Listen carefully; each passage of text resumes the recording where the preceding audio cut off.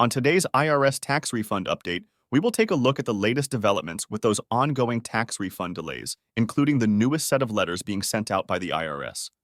And from there, we will recap the top causes of those tax refund delays still impacting taxpayers even now, more than 3 months after the tax filing deadline has officially passed, and what options to consider for those still seeking assistance with their ongoing tax issues. Starting off with the latest, as we have seen an increase of reports in the last week of viewers receiving this notice, which is also known as IRS Letter 2644C or the 60-day notice, informing the tax filer that the IRS is waiting on their tax account information to be available on their computer system. Now, the primary cause of this notice continues to be that the IRS has still not processed the wage information they received from your employer, which is needed to compare to your tax return for accuracy. And this is a problem that became quite common last year, which led to months of additional delays for some tax filers. Now, it is important to note you could be impacted by this even though employees from the same company are not.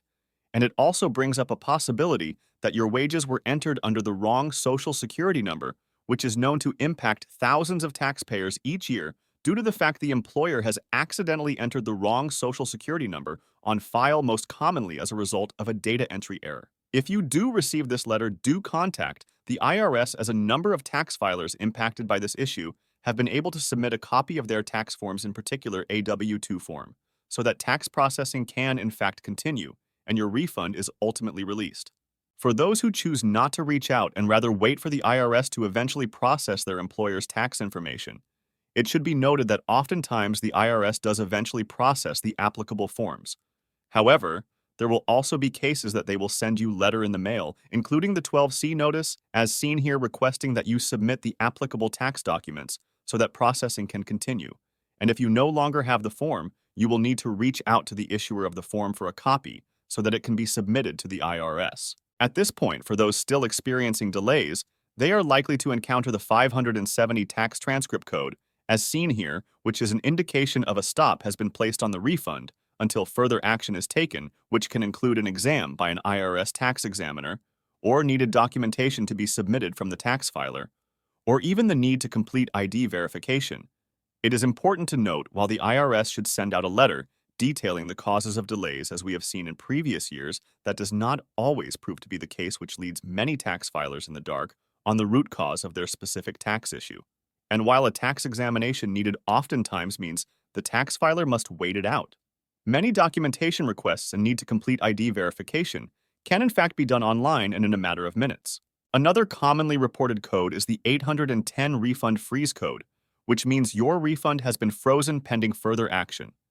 And as a result, the freeze could be due to a variety of reasons, from the tax credits being claimed, such as the Earned Income Tax Credit or solar credits, to also ID verification, and in particular self-employment income being reported, which we have seen an increase of in the last several years, as well as the return falling under the frivolous return program, which is as a result of the IRS believing the return in question may be fraudulently filed. Now, as this point for those still impacted by delays, simply waiting it out may not be the best course of action, especially if action is necessary on your part, such as the need to complete ID verification or submission of specific tax documentation.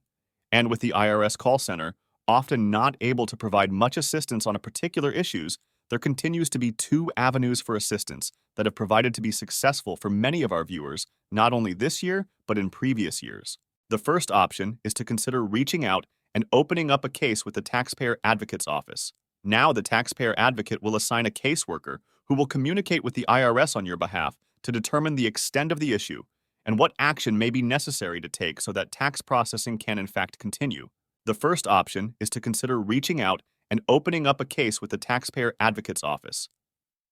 Now, the Taxpayer Advocate will assign a caseworker who will communicate with the IRS on your behalf to determine the extent of the issue and what action may be necessary to take so that tax processing can in fact continue. It is also important to note which the high amount of tax refund delays the Advocate's Office is currently seeing.